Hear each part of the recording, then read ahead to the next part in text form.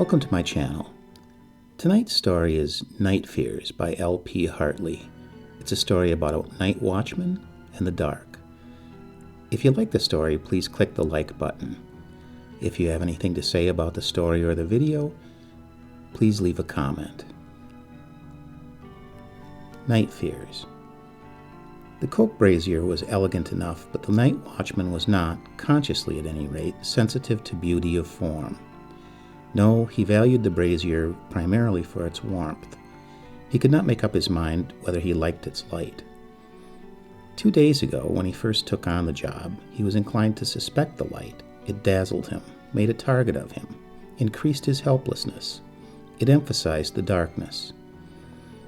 But tonight he was feeling reconciled to it, and aided by its dark, clear rays, he explored his domain. A long, narrow rectangle, fenced off from the road by poles round and thick as flag posts and lashed loosely at the ends. By day they seemed simply an obstacle to be straddled over, but at night they were boundaries, defenses almost. At their junctions, where the warning red lanterns dully gleamed, they bristled like a barricade. The night watchman felt himself in charge of a fortress. He took a turn up and down, musing. Now that the strangeness of the position had worn off, he could think with less effort. The first night he had vaguely wished that the no thoroughfare board had faced him instead of staring uselessly up the street. It would have given his thoughts a rallying point. Now he scarcely noticed its blankness.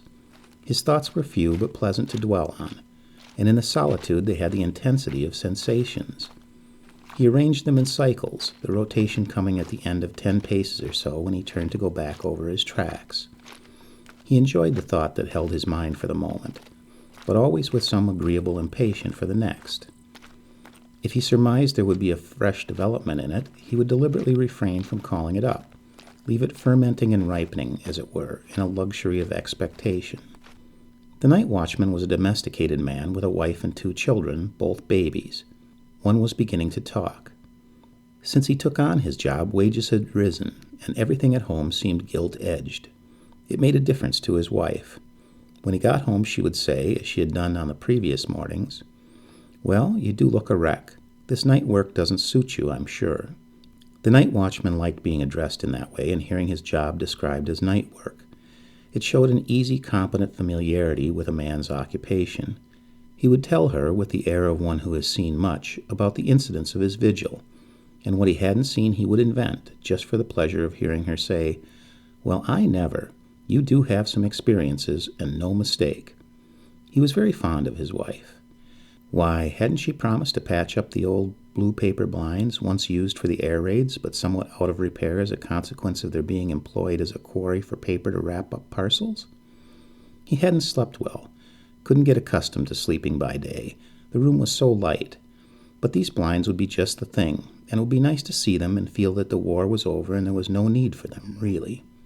The night watchman yawned as for the 20th time perhaps he came up sharp against the boundary of his walk. Loss of sleep, no doubt. He would sit in his shelter and rest a bit. As he turned and saw the narrowing gleams that transformed the separating poles into thin lines of fire, he noticed that nearly at the end, just opposite the brazier, in fact, and only a foot or 2 from the door of his hut, the left line was broken. Someone was sitting on the barrier, his back turned on the night watchman's little compound. Strange I never heard him come, thought the man, brought back with a jerk from his world of thoughts to the real world of darkness in the deserted street. Well, no, not exactly deserted, for here was someone who might be inclined to talk for half an hour or so. The stranger paid no attention to the watchman's slowly advancing tread. A little disconcerting. He stopped. Drunk, I expect, he thought. This would be a real adventure to tell his wife. I told him I wasn't going to stand any rot from him. "Now, my fine fellow, you go home to bed. That's the best place for you," I said. He had heard drunk men addressed in that way, and wondered doubtfully whether he would be able to catch the tone. It was more important than the words, he thought. At last, pulling himself together, he walked up to the brazier and coughed loudly, and feeling ill at ease, set about warming his hands with such energy he nearly burned them. As the stranger took no notice but continued to sit wrapped in thought, the night watchman hazarded a remark to his bent back. "A fine night," he said rather loudly, though it was ridiculous to raise one's voice in an empty street. The stranger did not turn around. "Yes," he replied, "but cold. It'll be colder before morning." The night watchman looked at his brazier, and it struck him that the coke was not lasting so well as on the previous nights. "I'll put some more on," he thought, picking up a shovel. But instead of the little heap he had expected to see, there was nothing but dust and a few bits of grit. His night's supply had been somehow overlooked.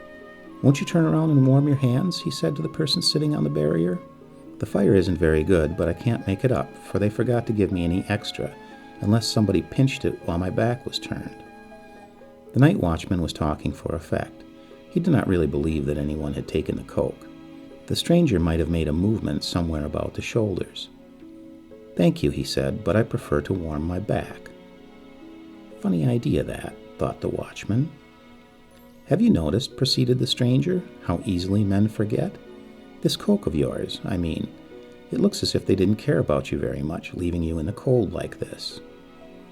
It had certainly grown colder, but the man replied cheerfully, "Oh, that wasn't it. They forgot it. Hurrying to get home, you know." Still, they might have remembered it, he thought. It was Bill Jackson's turn to fetch it. Old Bill, as the fellows called him. He doesn't like me very much. The chaps are a bit standoffish. They'll be all right when I know them better.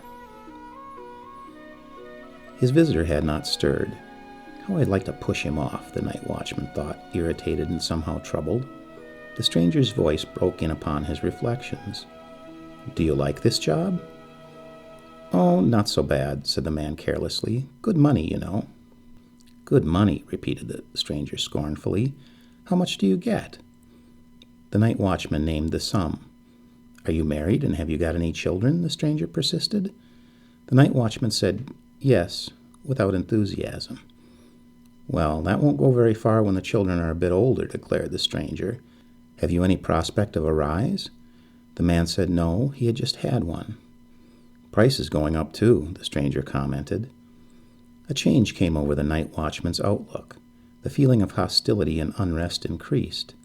He couldn't deny all this. He longed to say, "What do you think you're getting at?" and rehearsed the phrase under his breath, but couldn't get himself to utter it aloud. His visitor had created his present state of mind and was lord of it. Another picture floated before him, less rosy than the first. An existence drab-colored with the dust of conflict, but relieved by the faithful support of his wife and children at home. After all, that's the life for a man, he thought. But he did not cherish the idea, did not walk up and down hugging it as he cherished and hugged the other. "Do you find it easy to sleep in the daytime?" asked the stranger presently. "Not very," the night watchman admitted. "Ah," said the stranger, "dreadful thing, insomnia." "When you can't go to sleep, you mean," interpreted the night watchman, not without a secret pride. "Yes," came the answer.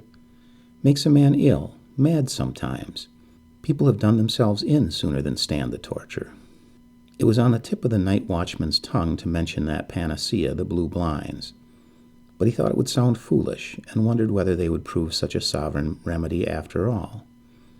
"What about your children? You won't see much of them," remarked the stranger, "while you are on this job. Why, they'll grow up without knowing you. Up when their papa's in bed, and in bed when he's up. Not that you miss them much, I dare say.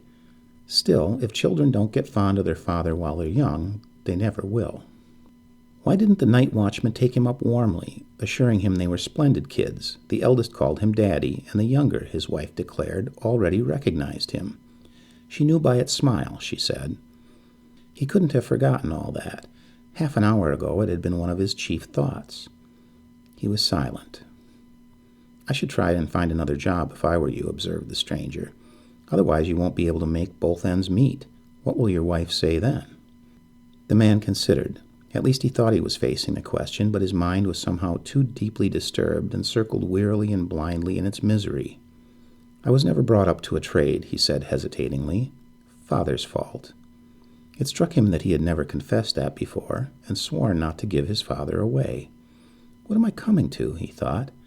Then he made an effort. "My wife's all right. She'll stick to me." He waited, positively dreading the stranger's next attack.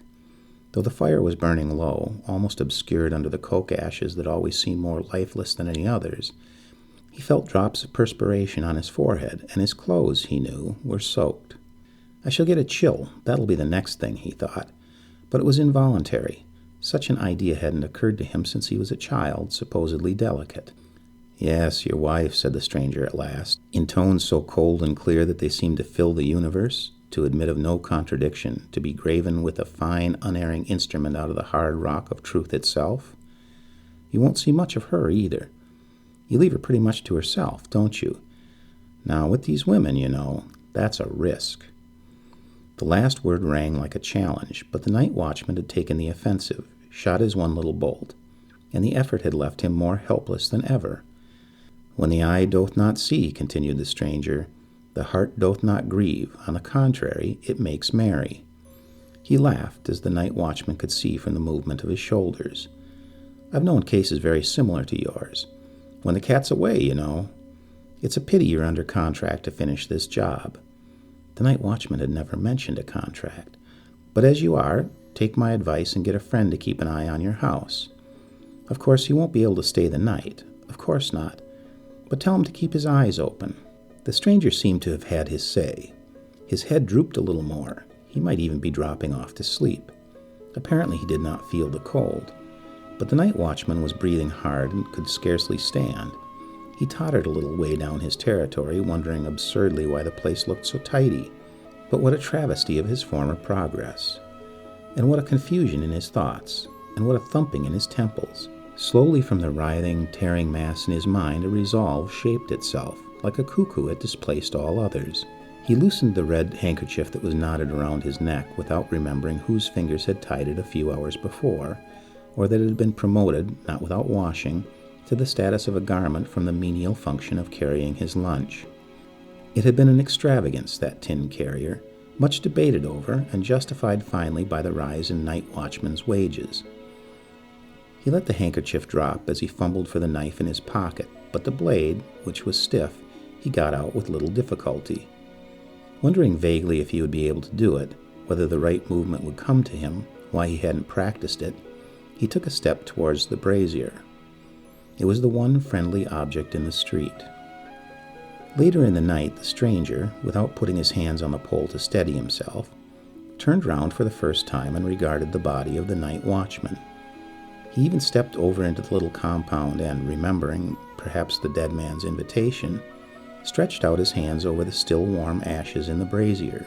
Then he climbed back and, crossing the street, entered a blind alley opposite, leaving a track of dark, irregular footprints. And since he did not return, it is probable that he lived there. The end.